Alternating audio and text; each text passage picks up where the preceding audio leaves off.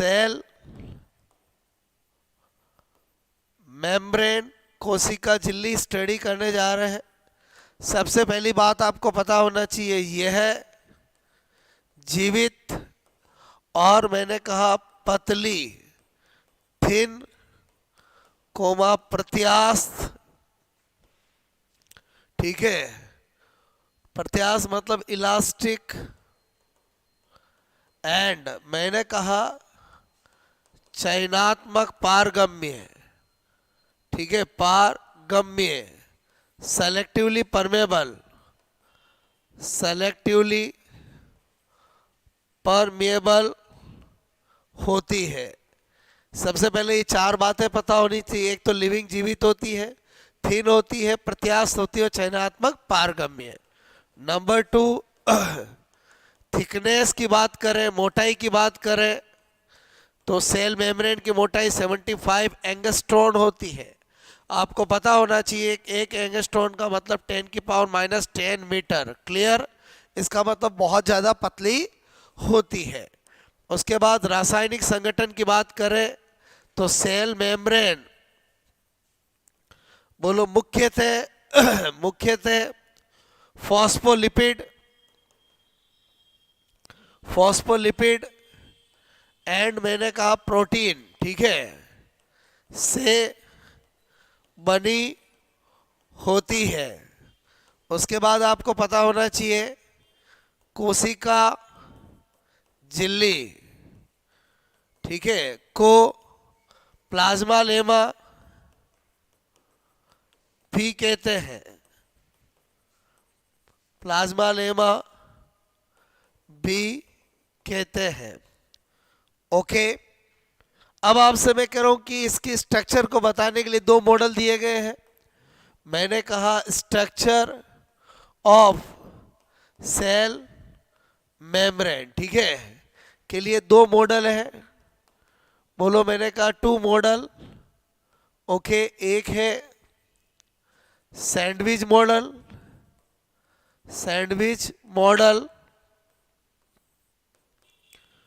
मैंने कहा एक सैंडविच मॉडल है जिसको हम PLLP मॉडल भी कहते हैं। अभी जब पढ़ेंगे तो नाम समझ में आएगा। और एक है द्रव mosaic model, fluid mosaic model भी कहते हैं। बात समझ रहे हो ना? और यही जो होता है वो आधुनिक मॉडल है, ठीक है। तो सबसे पहली बात तो पता होना चाहिए कि जो सैंडविच मॉडल है वो किसने दिया है। तो मैंने कहा भाई डेनियली और डेवसन। मैंने कहा डेवसन एंड डेनियली वैज्ञानिक ने दिया है। और द्रव मोज़ेक मॉडल किसने दिया है तो पता होना चाहिए निकोलसन एंड सिंगर ने दिया है। निकोलसन और सिंगर ने दिया है। ये बहुत ज़्यादा इम्पोर्टेंट है, अक्सर एग्जाम में पूछा जाता है। उसके बाद सैंडविच मॉडल, PLP मॉडल क्या कहते हैं? ये कहते हैं कि सेल मेम्ब्रेन जो होती है उसकी स्ट्रक्चर कुछ इस तरह की होती है, ठीक है, उसकी स्ट्रक्चर कुछ इस तरह की होती है। जो मैं बना रहा हूँ वो छोटा सा रूप बना रहा हूँ, समझना। इन्होंने कहा ये है आउटर प्रोटीन लेयर जो कि 20 एंगस्ट्रॉन की होती है। ये इनर प्रोटीन जो भी 20 एंगस्ट्रॉन की, और ये आपको नजर आ रहा है बाई लेयर, ठीक है, ऑफ फॉस्फोलिपिड जो कि 35 एंगस्ट्रॉन की होती है। तो अपने को क्या पता चला? Protein lipid protein. तो मेरे कहने का मतलब है PLLP मॉडल समझ में आया होगा। देखने में ही किसके जैसा लगता है? सैंडविच जैसा। बोलो, आपसे मैं कह रहा हूँ तो इसलिए सैंडविच मॉडल बोला डेनियली और डेवसन ने। और इन्होंने कहा कि 20, 35, 20 यानी टोटल 75 एंगस्ट्रॉन होती है। और अगर इस मॉडल के अकॉर्डिंग देखें तो रासायनिक संगठन क्या हुआ? बोलो मैंने कहा फॉस्फोलिपिड प्लस प्रोटीन, फॉस्फोलिपिड, ठीक है, प्लस प्रोटीन, इन दो से मिलकर बना हुआ क्या है? बोलो आपकी सेल मेम्ब्रेन है। आई होप मेरी बात समझ में आई होगी। इधर आ जाते हैं द्रव मोज़ेक मॉडल, जो आधुनिक मॉडल है, क्योंकि इसने बोलो थिन बता दिया लेकिन इलास्टिसिटी प्रॉपर्टी को नहीं समझा पाया। इस मॉडल ने यही चीज को ध्यान दिया और ये क्या कहता है? बोलो आपसे मैं कह रहा हूं इस तरह से कुछ इंट्रिंसिक प्रोटीन होते हैं और आपसे मैं कह रहा हूं कुछ एक्सट्रिंसिक प्रोटीन होते हैं। ओके, ये इनकी स्ट्रक्चर बना के बता रहा हूं मैं आपको, बात समझना। ये क्या कहना चाहता है अपनी इसमें? ये कहते हैं कि ये जो है वो तो एक्सट्रिंसिक प्रोटीन है जो 30% होता है, ठीक है, और ये जो आपको नजर आ रहा है जो फिक्स होता है वो है इंट्रिंसिक प्रोटीन, ठीक है। इन्होंने ये वर्ड यूज किए जो 70% होता है। अक्सर ही एग्जाम में पूछा गया है कि बोलो द्रव मोज़ेक मॉडल में इंट्रिंसिक एक्सट्रिंसिक प्रोटीन कितने हैं? तो इंट्रिंसिक 70%, एक्सट्रिंसिक 30%। वही बाई लेयर ऑफ फॉस्फोलिपिड की बात करी, एवरीथिंग इज ओके। और द्रव मोज़ेक मॉडल क्या कहना चाहता है? तो निकोलसन और सिंगर कहते हैं कि आपसे मेरे को सेल मेम्ब्रेन जो अर्ध ठोस होती है उसके अंदर आप ये इमेजिन करो कि जो फॉस्फोलिपिड समुद्र होता है उसमें प्रोटीन रूपी द्वीप जो होते हैं वो आपसे मेरे को तैरते हैं। तो इन्होंने तरल आपसे मैं कह रहा हूं वो किसको बताया? फॉस्फोलिपिड, ठीक है, लिपिड को क्या बताया? बोलो समुद्र। मेरी बात को समझना।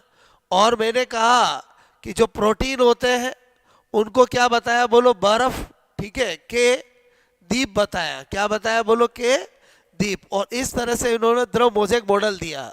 यानी ये बोलो आपसे मैं कह रहा हूं इसके अलावा ये कहता है यहाँ पर ये कुछ क्या होता है? कार्बोहाइड्रेट फाइबर भी इन्होंने कहा बताया, कार्बोहाइड्रेट फाइबर। ओके, तो इसका मतलब ये मॉडल जो आधुनिक मॉडल है उसके अकॉर्डिंग रासायनिक संगठन देखे तो फिर तो फॉस्फोलिपिड, फॉस्फोलिपिड प्लस प्रोटीन और प्लस कार्बोहाइड्रेट, तीनों चीजों से मिलकर बना होता है कार्बोहाइड्रेट। क्लियर? जो फॉस्फोलिपिड होता है वो मान के चलो आपसे मेरे को 60 से 70%, जो प्रोटीन होता है वो 30 से 40%, और मैंने कहा कार्बोहाइड्रेट 1 से 5%। ये जो कार्बोहाइड्रेट होता है उसका कार्य क्या होता है? सेल टू सेल रिकॉग्नाइजेशन का कार्य होता है। क्लियर? क्या वर्क होता है इसका? कार्बोहाइड्रेट का सेल टू सेल, बोलो आपसे मैं रिकॉग्निशन, ठीक है। बोलो मेरे कहने का मतलब है कि ये मॉडल कहता है कि आपसे मैं कह रहा हूं कि जैसे लीवर की सेल है उसको मैं किडनी की सेल में डालना चाहूँ तो नहीं डाल सकता, क्योंकि उसका रीजन है इस कार्बोहाइड्रेट का cell to cell recognition function करना। आई होप आपको ये दोनों मॉडल समझ में आए होंगे। उसके बाद आपसे मैं क्या बताना चाह रहा हूं, स्पेशल नोट। सबसे पहले तो आपको पता होना चाहिए एक unit membrane concept, unit membrane concept जो है वो दिया है रॉबर्टसन ने। किसने दिया है? बोलो बाय रॉबर्टसन, ठीक है, अक्सर एग्जाम में आ जाता है रॉबर्टसन। और रॉबर्टसन क्या कहते हैं कि बोलो सेल, आपसे मैं कह रहा हूं कि मेम्ब्रेन, मेम्ब्रेन तथा सेल ऑर्गेनल की मेम्ब्रेन की स्ट्रक्चर एंड कंपोजिशन, कंपोजिशन संगठन समान होता है, समान होता है। तो दोस्तों अक्सर ये पूछा गया है कि एकक झिल्ली, बोलो आपसे जो फंडा है, सिद्धांत है, परिकल्पना है, वो किसने दी है? यूनिट मेम्ब्रेन कॉन्सेप्ट, तो वो रॉबर्टसन ने दी है। क्लियर? आपको मेरी बात समझ में आई होगी। ओके, अब आपसे मैं कह रहा हूं हमें क्या पता होना चाहिए? Function of cell membrane. Cell membrane क्या क्या कार्य करती है? तो नंबर 1 पहला कार्य इसका क्या है बोलो? आपसे मैं कह रहा हूं सेल मेम्ब्रेन का पहला कार्य है ट्रांसपोर्ट। ठीक है, ट्रांसपोर्ट भी बोलो, एक होता है एक्टिव और एक होता है पैसिव। ठीक है, एक्टिव जिसमें बोलो ऊर्जा खर्च, पैसिव मतलब जिसमें ऊर्जा की बोलो नहीं खर्च। ठीक है, कोई एटीपी रिक्वायर्ड नहीं होता है। जो इसमें होता है वो कम मात्रा से अधिक मात्रा की तरफ होता है, और जो पैसिव हमेशा होता है वो अधिक मात्रा से बोलो कम मात्रा की ओर होता है। दूसरा मैंने कहा कार्य क्या है सेल मेम्ब्रेन का? चयनात्मक पारगम्य, मैंने कहा ये भी सेलेक्टिवली परमेबल, ये भी कार्य है। उसके बाद सेल टू सेल रिकॉग्निशन। ठीक है, ये भी कार्य है। बोलो मैंने कहा कि जो सेल मेम्ब्रेन के ऊपर कार्बोहाइड्रेट फाइबर लगे होते हैं उनके द्वारा सेल मेम्ब्रेन पर लगे बोलो कार्बोहाइड्रेट तंतु द्वारा। ठीक है, मेरी बात समझ में आ रही है बोलो? इसके अलावा मैंने कहा पिनोसाइटोसिस। ठीक है, सेल ड्रिंकिंग। मैंने कहा बोलो आपसे मैं कह रहा हूं फेगोसाइटोसिस। ठीक है, फेगोसाइटोसिस। ठीक है, सेल ईटिंग, ये सब भी सेल मेम्ब्रेन के द्वारा ही होते हैं। तो ये सारे कार्य सेल मेम्ब्रेन के हैं। आई होप आपको मेरी बात समझ में आई होगी। सेल मेम्ब्रेन बहुत सिंपल है, लेकिन अक्सर एग्जाम में क्वेश्चन आते हैं। आपके सारे कंफ्यूजन क्लियर हो गए होंगे। Sandwich model, fluid mosaic model, thin elastic, selectively permeable, everything, function वगैरह। ओके, तो आई होप आपको ये लेक्चर जरूर पसंद आया होगा। कमेंट्स करके बताएं, और इसी तरह से बायोलॉजी को बहुत इजी तरीके से पढ़ें, और आपसे मैं करूँ अपने नॉलेज को बढ़ाएं, और जो आपका टारगेट है उसे पूरा करें। Best of luck.